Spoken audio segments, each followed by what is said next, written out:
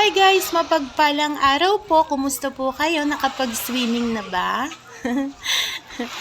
Ngayon po ay summer season at alam ko na karamihan ngayon talaga ang gusto ay mag-swimming, mag-enjoy, gumala, ano po. And alam ko na mayroong mga tao na nalulungkot. May mga tao na nalulungkot, may mga tao na naiinggit, ano? Dahil hindi natin nagagawa yung mga gusto natin gawin ngayong summer season. Dahil sa maraming dahilan. Pwedeng dahilan ay kawalan ng time, and yung pinakamalaking dahilan talaga ay limited yung ating mga budget. No? Wala tayong budget pagkaminsan. Sa paalala lang guys, na ang recreation doesn't have to be expensive naman.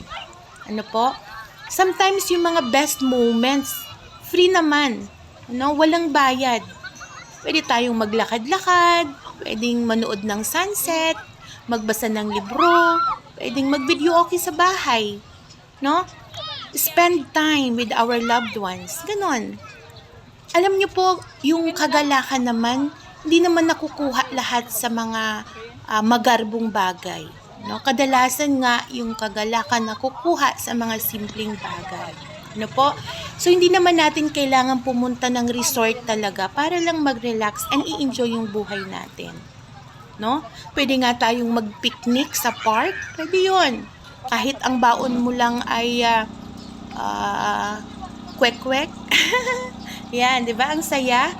No? Pwede tayong mag-swimming or maligo sa likod bahay ninyo kung meron kayo doong ilog or sapa. Pwede na yon. Pwede namang mag-barbecue sa likod bahay, ano?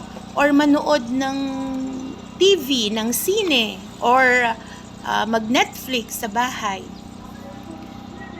Ang mahalaga dito, guys, ay kasama natin yung mga mahal natin sa buhay sa ginagawa natin.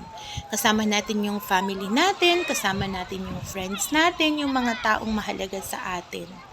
Ano? At the end of the day, it's not about how much you spend. Ano po? Hindi naman kailangan na pumunta ka sa mga mamahalin at magarbong resort. Hindi ito pamahalan.